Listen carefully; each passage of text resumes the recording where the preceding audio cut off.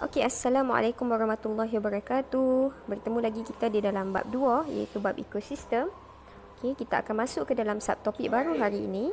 Subtopik kitar nutrien. Okey, di dalam kitar nutrien ni awak akan jumpa dengan dua jenis kitar iaitu kitar air dan juga kitar oksigen dan kitar karbon. Okey. So kita akan tengok dulu kitar air. Okey, di bahagian kitar air akan ada dua jenis kitaran. Okey, awak boleh rujuk di dalam buku teks. Okey, kitaran yang pertama ada di sebelah kiri. Gambar rajah ini ada dalam buku teks ya. Okey, dia ada di sebelah kiri sini. Okey, dan kitar yang kedua dia ada di sebelah kanan. Okey, yang di sebelah kiri ni, ini adalah bahagian di mana air dibebaskan. Okey, dibebaskan ke mana? Dibebaskan ke udara. Okey, dan di sebelah kanan ini, okey, di sebelah kanan adalah bahagian di mana air diserap. Okey, sama ada dia diserap di dalam tanah ataupun dia mengalir di permukaan. Okey, kita tengok satu persatu dulu. Okey, di bahagian air dibebaskan. Okey, bermula daripada air yang berada di dalam simpanan bawah tanah ni diserap oleh tumbuhan. Okey, so tumbuhan serap air melalui apa? Dia serap melalui akar. Okey, so diserap melalui akar, naik ke batang dia dan sampai ke ranting dan akhirnya ke daun. Di hujung daun, air akan dibebaskan melalui liang-liang. Macam liang-liang rumah kita ni. Kita berpeluh kan keluar kot liang rumah kan. Sama juga dengan tumbuhan. Okey, air diserap, naik ke batang, pergi ke ranting dan ke daun. Dan dia keluar melalui daun dan dibebaskan ke udara. Ni. Okey, nak panah ni. Okey, dan ini kita panggil sebagai proses transpirasi. Okey, so tumbuhan menjalankan proses transpirasi dan proses ini membebaskan air ke udara. Okey, so ini adalah yang pertama.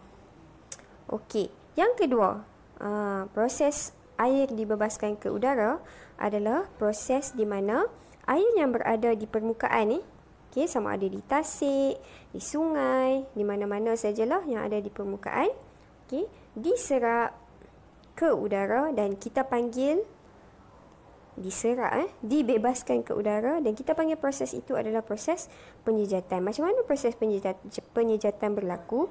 Apabila air yang berada di tasik, di sungai ni terdedah kepada haba daripada matahari. So, bila panas, air tersebut akan tersejat ke atas dan dibebaskan ke udara. Maka ini kita panggil sebagai penyejatan.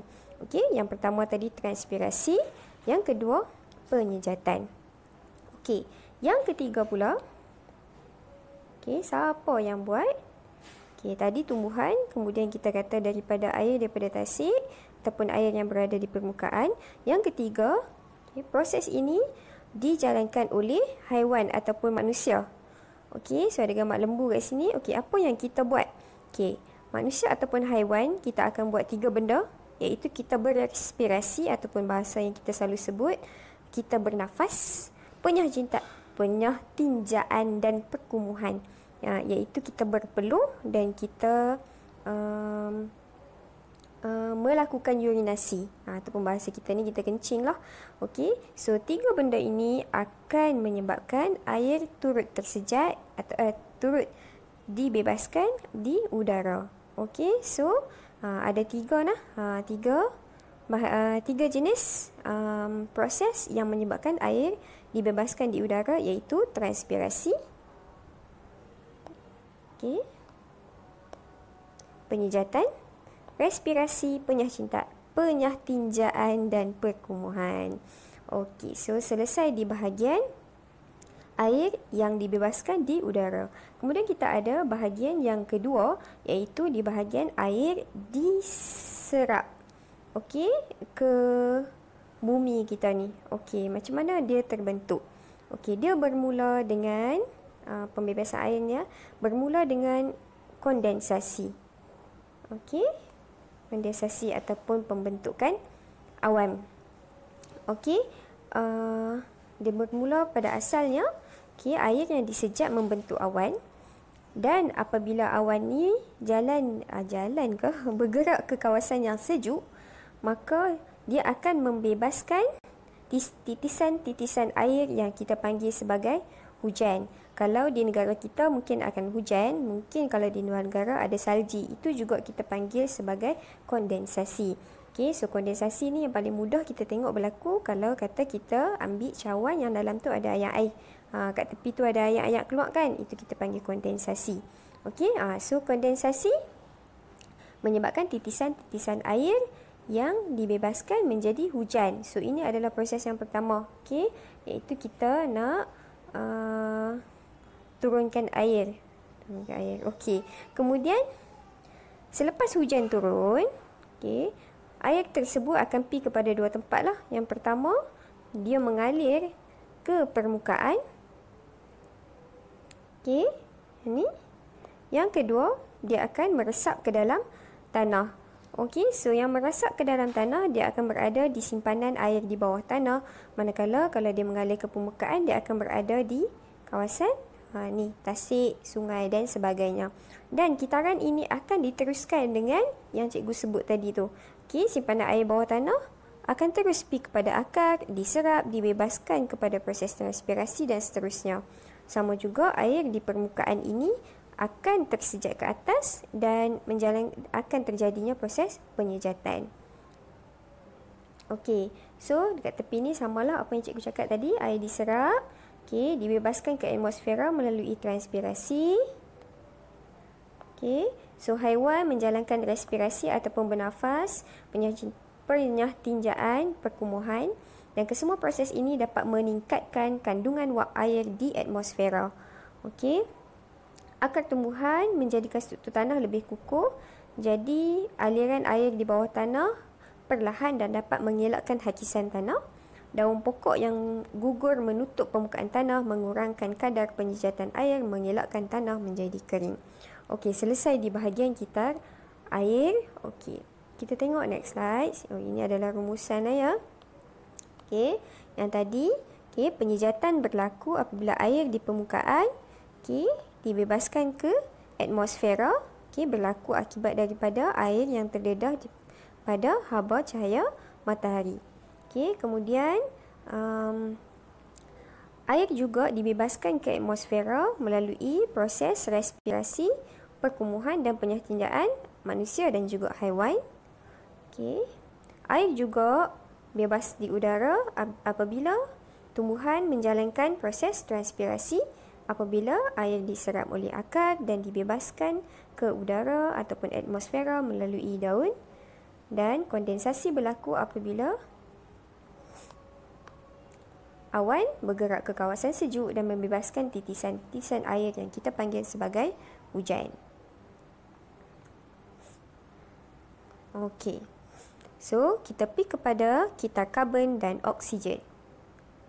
Okey, so di dalam sekarang kita masuk di dalam kitar karbon dan oksigen.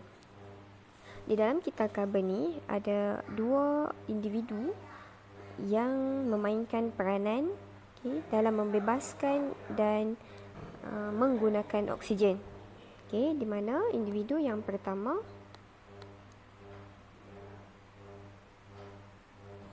ialah haiwan. Cikgu tukar color lain lah. Haiwan ataupun manusia. Okay. Dan individu kedua adalah tumbuhan.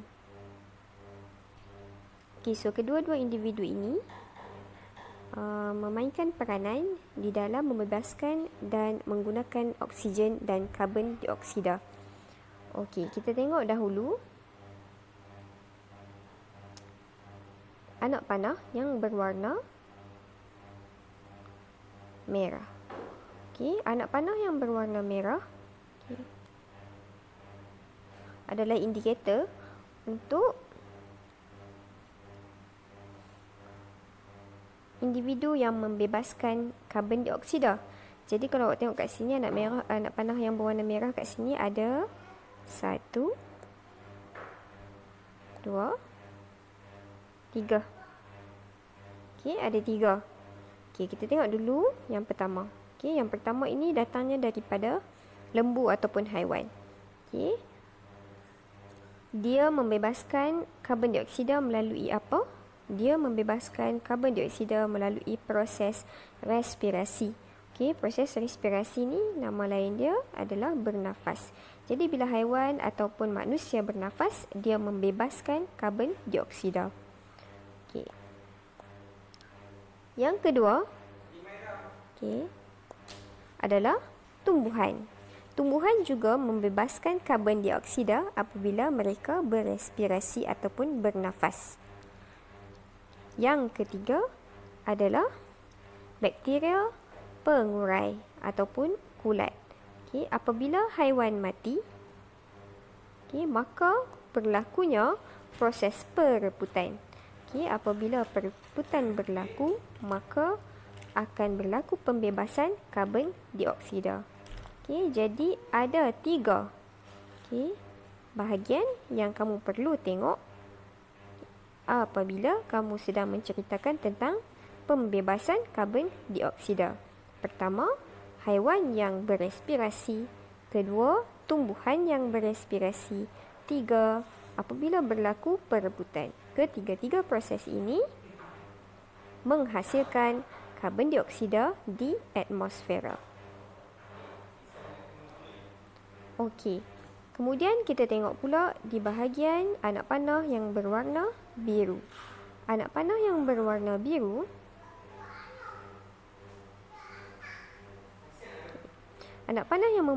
biru menunjukkan bahagian penggunaan oksigen.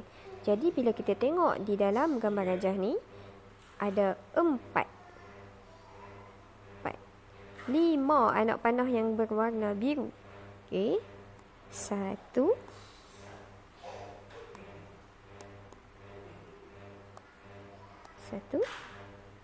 2, 3, 4, 5. Okey, ada 5 anak panah yang berwarna biru. Kita tengok yang pertama kat sini. Okey. Yang berwarna biru adalah kita tengok siapa yang guna oksigen. Okey, so yang pertama apabila tumbuhan berespirasi. Bila dia berespirasi, dia menggunakan oksigen.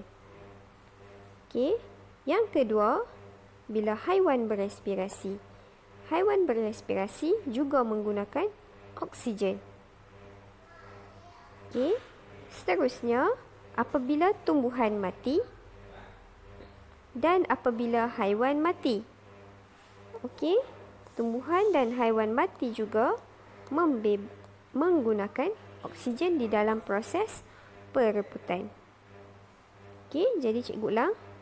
Respirasi tumbuhan, respirasi haiwan dan perebutan menggunakan oksigen. Jadi ketiga-tiga proses ini, kalau kita tengok balik, dia menggunakan oksigen membebaskan karbon dioksida. Okay. Anak panah yang terakhir adalah yang berwarna hijau. Okay. Anak panah ini menunjukkan individu yang membebaskan oksigen. Jadi kalau awak tengok di dalam gambar ni hanya ada satu sahaja anak panah yang berwarna hijau, iaitu ketika proses fotosintesis.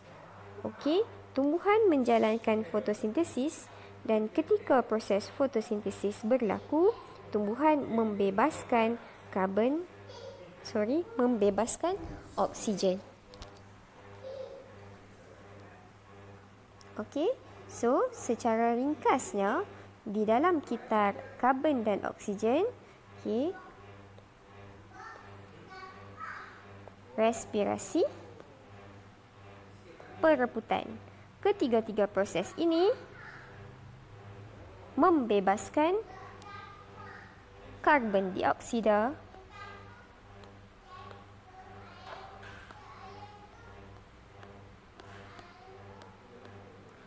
Dan ketiga-tiga ini menggunakan oksigen. Okey. Manakala hanya ada satu proses saja yang membebaskan oksigen, iaitu fotosintesis. Okey, kita pergi kepada next slide. Okey, ini cikgu ringkaskan kepada kamu dalam okey, jadi cikgu dah letakkan 4 gambar di sini, okey, untuk menjelaskan pada kamu mengikut proses-proses di dalam kitar oksigen dan karbon. Okey, so cikgu ada tambah satu gambar, okey, gambar kilang, iaitu proses pembakaran. Okey, so ada 4 proses yang sebenarnya sama sahaja apa yang dibebaskan, apa yang digunakan. Okey, iaitu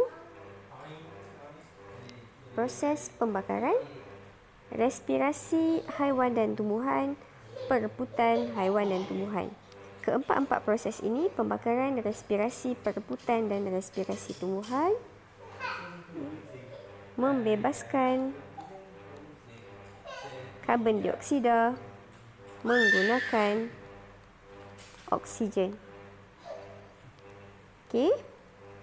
Dan hanya ada satu proses sahaja yang membebaskan oksigen, iaitu proses fotosintesis. Okey, fotosintesis dijalankan oleh tumbuhan. Okey, proses fotosintesis membebaskan oksigen menggunakan karbon. Okey, untuk pengetahuan kamu, sifat oksigen adalah sejuk dan nyaman, manakala sifat karbon dioksida adalah panas. Jadi disebabkan itulah apabila kamu berada di kawasan yang ada banyak pokok, maka kamu akan rasa sejuk. Sebab di bahagian kawasan yang banyak pokok akan ada banyak oksigen yang dibebaskan oleh proses fotosintesis. Manakala kawasan yang tidak ada banyak pokok akan terasa lebih panas kerana kurang oksigen akibat daripada kekurangan proses fotosintesis, dan ada lebih banyak karbon dioksida akibat daripada proses respirasi dan pembakaran di dalam alam ketika itu. Okey, jadi tamatlah subtopik kita, kitar nutrien pada hari ini.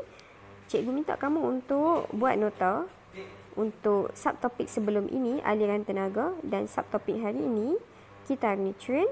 Okay, dan buat di dalam buku nota, hantar sebelum pada hari Ahad minggu depan di dalam grup WhatsApp kita. Sebarang pertanyaan ataupun soalan, cikgu alu-alukan untuk kamu PM cikgu di WhatsApp. Itu sahaja untuk hari ini. Terima kasih sebab sudi menonton sehingga ke akhir video. Sekian. Assalamualaikum warahmatullahi wabarakatuh.